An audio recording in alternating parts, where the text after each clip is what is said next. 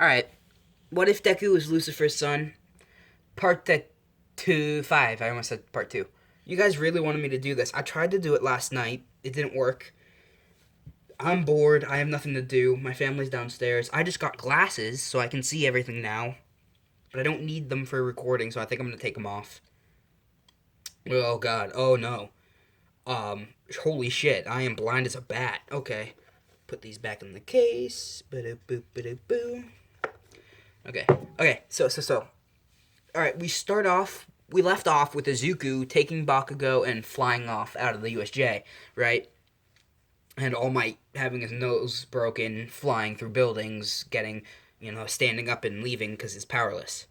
All Might has, it has now been 3 hours, and the angels are searching the city constantly. But after 3 hours, they get called back to heaven because they left heaven unguarded. Now, I'm gonna do some universe expanding. Heaven and hell are not the only two divine places on Earth. Okay, so the way I see religion is that it's everyone has their own god, right? Some people believe in Zeus, the king of the gods. Some people believe in Odin. Some people believe in I can't think of any other cultures. But any god that is supposed to be like the most powerful god is one of these head gods. So Zeus, Odin, and God, our God, the Catholic God, they are three of the people on this council. Okay, this council is they're all relatives. They're all brothers and sisters. Okay, and they all are the supreme rulers of Earth. They all rule it together. Okay, and they all have their own, religion based off of them and stuff like that. Zeus and Odin and God all have children. Odin has Thor, Zeus has Hercules, and God has the angels. Okay, and they're them, and all of them work together. I say work together only on occasions that involve the Earth. When anything else goes, when it's just them alone, they fight like constantly. Like Odin and Zeus don't like each other at all, so they constantly at each other's throat. So Asgard and Olympus are always fighting. Um, and a couple other cultures always fight. So the angels need to come back to protect heaven, which is the realm the angels live in. And hell is Lucifer. He's one of these supreme gods. Okay, Lucifer is the king of hell, and he's considered one of the higher ups. He's like on the same level as Odin and Zeus. Okay, and he's the only one left searching because the rest of the angels were called back. God, however, did say Mael could continue searching, as this is dire importance, but not too dire that it involves the whole council. So he's going to leave them where they are with fighting each other. So Mael and Lucifer are the only two now looking for Izuku on Earth. The rest of the angels have been summoned back to heaven, and Izuku is flying around the city. We skip 3 hours after the USJ attack, whole incident happens, and Izuku has landed, and he's starting to regain his senses, okay? His eyes are starting to turn green again. When he's putting Bakugo down, she looks at him, rubbing her hand down his cheek. She says, "It's gonna be okay. We'll be okay." As she hugs him, Izuku kind of, says that they won't be okay. There's one problem with them being together that Izuku never really told her. She backs away and she says that no matter what happens, they'll be fine as long as they do it together. And that's when Izuku says that's the problem, us being together. Most divine beings aren't allowed to be in relationships. That's why and that's why Odin and Zeus have such a hatred for each other. It's because Zeus is quite the ladies' man here on Earth, and Odin doesn't really like that. And it's seen as a lack of respect towards our cultures if we settle with a human. And we are considered treasonous to our own cultures. God, however, finds it very, very disturbing for uh, especially demons and angels to be with humans. He considers us superior to humans and says that though they are beloved by him, they do not deserve the angel's love. And that if he finds out that I'm with you, he'll try to intervene. And then my father, Lucifer, will intervene as he believes that it's everyone's own right to love who they love. And then another holy war will be started between the two. And I'll be called to arms. And she goes, so we'll just keep our relationship secret to God? And he laughs and goes, it's not that simple. When then Izuku feels a poke on his back, and he turns around and he sees a gun pointed in his face. And the officer says, young man, are you okay? And he looks at him and says, yeah, I am. And he goes, good. I was just with the pro heroes. Something about you going berserk. Izuku looks at him and goes, yeah, that's over. He says, okay. And as he slowly puts his gun down, he says, I just want to make sure. Do you feel comfortable enough to be going out in public right now, or do you want to go discreetly back to UA? Right now, this is being handled with absolute discretion. The public, however, has found out about the incident, and right now, everyone is searching for you. Do you wish to go out publicly? And he says, no, I'd prefer to keep this between us and UA. And the officer obliges him and says, come with me. Let's go in the cop car and I'll take you to UA right away. Izuku sits in the back seat and Bakugo, it's getting dark, okay? It's about 6 o'clock now. It's nighttime. And Bakugo gets a little cold. It's really nighttime. She doesn't have any jacket on or anything. And Izuku opens his wings, wrapping her up. And she leans her head on his shoulder. Sorry, I totally butchered that. And Izuku, he smiles. He puts his head on her head. And the officer looks back and says, you are a lucky man, young man. And Izuku says, my name's Izuku. And he says, Izuku, huh? You're young, but you seem to be happy with her. And Izuku says, yeah, I actually am. And the officer looks at him and says, then make sure to keep her safe. The one thing people do wrong is that they hurt the ones they love. They always end up hurting them somehow, whether it be through breaking their hearts or physical abuse, mental abuse. It's always some form of hurt. So just keep her safe, especially from yourself. Because the one thing that us humans are good at is constantly hurting the people we care about. And Izuku looks at him and says, you're talking through experience, aren't you?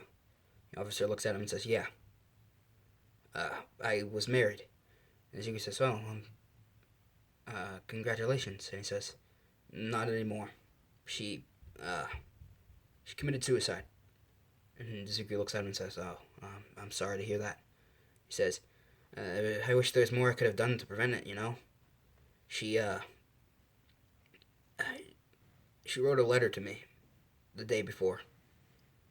And I opened it, and it was confession of how that she wasn't doing well, and she didn't have enough confidence to come and talk to me about it, because she knew about how I react when I hear about things like suicide and stuff like that. We watched news together a lot, and people reported about it often. And I always reacted like there was something wrong with people who committed suicide, and she always felt like that her ideas of committing it, if she came out and told me about it, it would end us. So she didn't have anyone to talk to about it. And it's my fault she's gone. Izuku puts his hand on the cop's shoulder and says, it's not your fault. You couldn't have known that your actions would have done something like that. I mean, yes, our actions have consequences, but we can't predict those consequences. All we can do is hope that we can fix them and repair them. And for you, my friend, you just happened to draw the short straw. You just weren't lucky. And the officer says, yeah, that's true. And Izuku says, but just because you weren't lucky now doesn't mean you won't be lucky someday. You'll find someone else who loves you, who you can talk about these feelings with. Izuku pats him on the shoulder and says, but thanks for the advice. As Izuku and Bakugo, who are getting out of the car, Izuku realizes she's asleep, or sleeping. She's like falling in and out of consciousness. She's about to fall asleep, right? So Izuku picks her up. It's starting to rain, so he folds his wings above him, creating practically an umbrella, as he carries her in the UA. The heroes are on guard, but they heard from the cop that Izuku's back to normal. As he walks in, he lays Bakugo down on the sofa and says, "So I bet you guys have a lot of questions, don't you?" And All Might and Aizawa look at him and go, "Yeah, we do." He sits down and says, "Okay, let's talk." A few hours later, the three of them walk out of the room. Izuku has explained everything to them. About him being Lucifer's son, about how he's spending his time on Earth, about how, how him and Bakugo are together, and that they have to keep it a secret, because if God ever found out, then there'd be another holy war. About everything. He told them everything. And Lucifer and Mael both there. They listened to the whole conversation, and they totally backed Izuku up. And All Might, after this conversation, as Izuku takes Bakugo back home, who's still asleep, she's just tired, and Lucifer goes back to hell, and Mael goes back to heaven. And Mael's a super cool angel, right? He doesn't report everything to his father, right? So he also believes, just like Lucifer, that everyone should love who they want to love. So he won't report Izuku, and Izuku knows that. That's why he let Mael see him, or hear the conversation. So Mael goes back to heaven. God asks him all about it, and he reports everything except for the fact that that Bakugo and Izuku are dating, to keep their relationship safe. However, Lucifer goes back to hell, and he hears a report that Odin is leading another charge on Zeus and Mount Olympus, and God wants the demons and angels to intervene again. Lucifer sighs and says, "How many men can we spare?" And the demon looks at him and goes, "I mean, we have whole of hell to spare, sir. Just pick a random number for 1 to infinity, and we'll throw them out there." And Lucifer laughs and says, "Yeah. Alright. Send a message to God. Tell him whatever he needs, I'll be there. I've been thinking about it lately. About our relationship, and I want to talk." The demon says, "Yes, sir." He sends the message, and when God reads it, he smiles. And he goes, "Looks like my son wishes to redeem himself." Then we go back to All Might and Aizawa, who are sitting there. All Might's rubbing his hair. He can't believe it, He actually can't believe that angels, demons, that every god known to man, from every culture, is real. And that they all exist, and they all are powerful. And All Might, he's rubbing his forehead. And Aizawa's actually happy. He's always been a believer in the Catholic culture. He, finding out that the culture he believes in is real, and finding out that other people's cultures are real, made him actually happy, and made him think that there is hope for the future. But of course, they did have to swear to the rest of the, they had to swear to Lucifer and to Mael that they wouldn't tell any other soul. So, the whole USJ incident kind of goes away over time. The League of Villains aren't what people are talking about. What people are talking about is the swarm of feathered, flying individuals that the world saw. Thousands of them poured out of that arena, flew around the flew around the Earth hundreds of times looking for Izuku, and then just vanished. So that's what the media is talking about. They don't even care about Shigaraki. And this is where we go to Shigaraki, who's all burnt with his hand missing, and he's kind of, squeezing his chair with his hand that isn't missing as he's going, "Ow, that hurts." And the doctor looks at him and goes, "Young man, if you want your quirk to be able to work in this robotic hand, you have to let me attach it to your nerves." And Shigaraki says, "I know, but it hurts." And the doctor says, "Of course it hurts. Your hand was ripped off by a child." And the doctor kind of, gets a little pissed off at him. And Shigaraki looks at him and says, "Watch your tone, or I'll watch it for you." And that's when All For One steps in and says, "You will do no such thing, Shigaraki. If it wasn't for this man, I'd be dead long ago. You'll thank him for repairing your hand and letting your quirk still work. Plus, his skin grafts have made you look completely normal again. No more burns." Shigaraki says, "Yeah, I look just like my old self, except for this few skin that I have. And he sighs and goes, I'm sorry. And the doctor says, apology accepted. As then Shigaraki goes, ow, dick. And the doctor laughs, saying, alright, you're all done. As Shigaraki looks down at his hand, which has skin and muscle tissue all put throughout it, but it's robotic bone, basically. He's moving it. He can feel his muscles and his skin. He feels like it's his hand again. And the doctor says that when he punches someone, it will hurt a lot more now. Shigaraki tries to use his quirk on the table, and it sort of works. The table starts to turn to dust, and then it kind of cuts out, and he says, why can't I use my quirk? And that's when All For One says, you'll have to relearn how to use it. Just because you have a hand back doesn't mean it's the exact same as it once was. Izuku said, and Shigaraki says, yeah, whatever. As Izuku wakes up, he's in Bakugo's bed. And he opens his eyes, he sees Bakugo pressed up against him, and he goes, okay. And he, closes his eyes and cuddles with her for a few more hours. Then their alarm goes off about 2 hours later, and Izuku wakes back up. Bakugo wakes up with Izuku already sit up in her bed, and she goes, what did we, and he goes, don't worry, we didn't do anything bad. I guess I just fell asleep when I put you in your bed. I'm sorry. And she goes, it's okay. And Bakugo's mom walks in the room and sees the two of them in bed with Izuku's shirt off. And she goes, Bakugo Katsuki, here, now. And Bakugo goes, okay, well, this is going to be a fun day. Izuku laughs and goes, yeah. As he begins to put on a shirt, he hears in the next room Bakugo's mom flipping out on her and going, you're too young to have. And then, Izuku kind of goes, huh. And then we go to Izuku in school. He's with the class. He's sitting down. The rest of the class didn't even see Izuku go berserk like that, They didn't see any of the fight, basically. They just saw the angels. That's all they saw.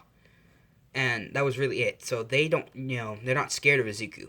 And none of them know he's a demon. Except for one person who thinks he might be a little more demonic than usual. But we'll get into that in the next video. I'm not ending this video, I was just telling you we'll get into that situation a little more in the next video. Izuku, however, is kind of sleepy, like me, right now. I'm putting my glasses on because it is really bothering me how everything is super fuzzy. Ow, I pinched my finger. Holy shit, I can see clearly. Now, let's do this. Okay, so Izuku, he's falling asleep and Ida pats him on the back and says, hey, come on, man, wake up. We got gym class. Aizawa let him sleep a little because he knows what happened at the USJ and how he, has to be a little more careful around Izuku to not piss him off too much. Meanwhile, we flop over to Hell, where Mael and Izuku are talking.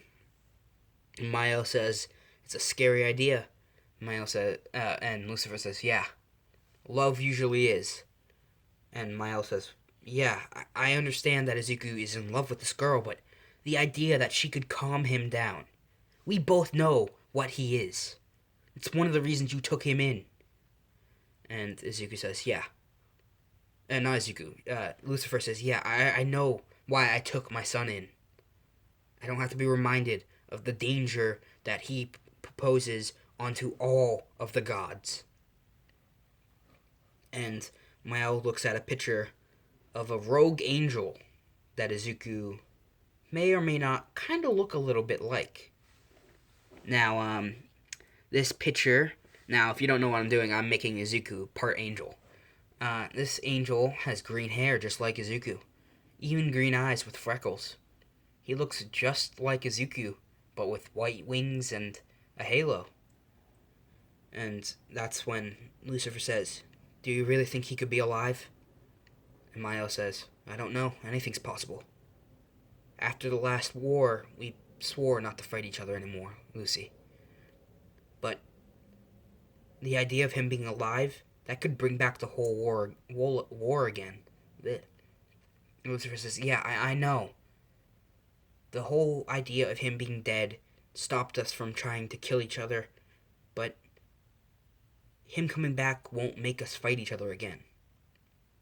You know, we've had 17 long years of peace, with both sides not even fighting once.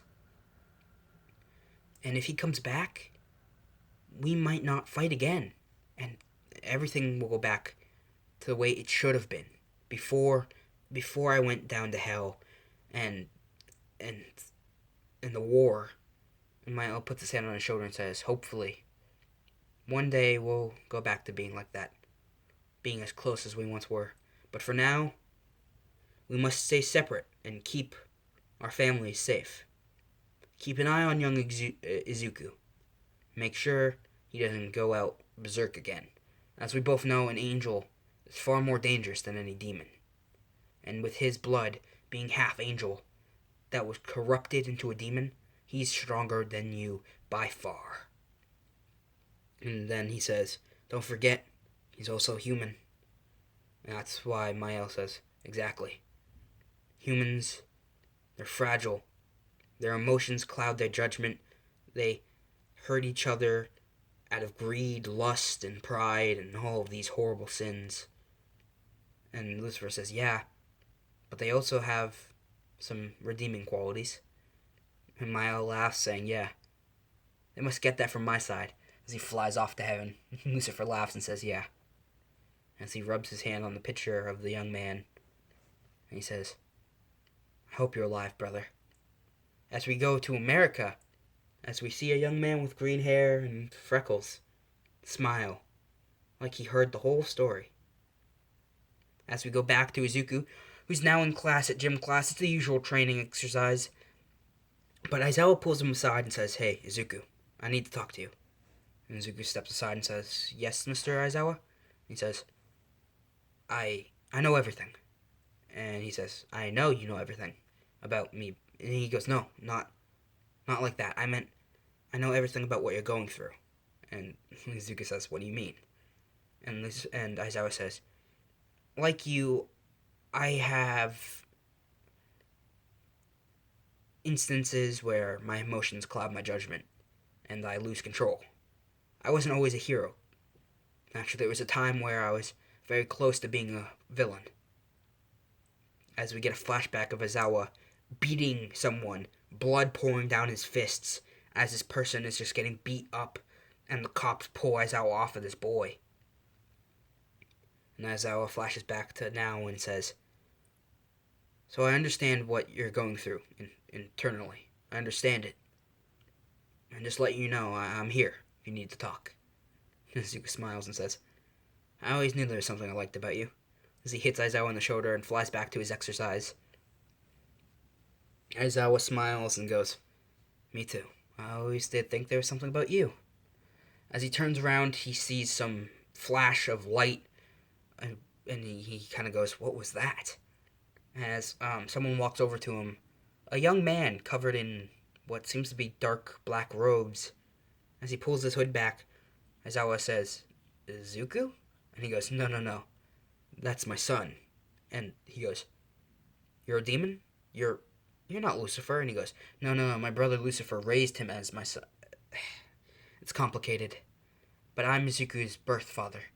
And he goes, "Oh, so you're human?" And he goes, "No, I'm an angel." And Aizawa says, "Wait, but that would make Izuku." And he goes, "Yep, Izuku's half angel. I just want you to know this, so when, and you will have to do this, but when you have to contain Izuku, you're prepared.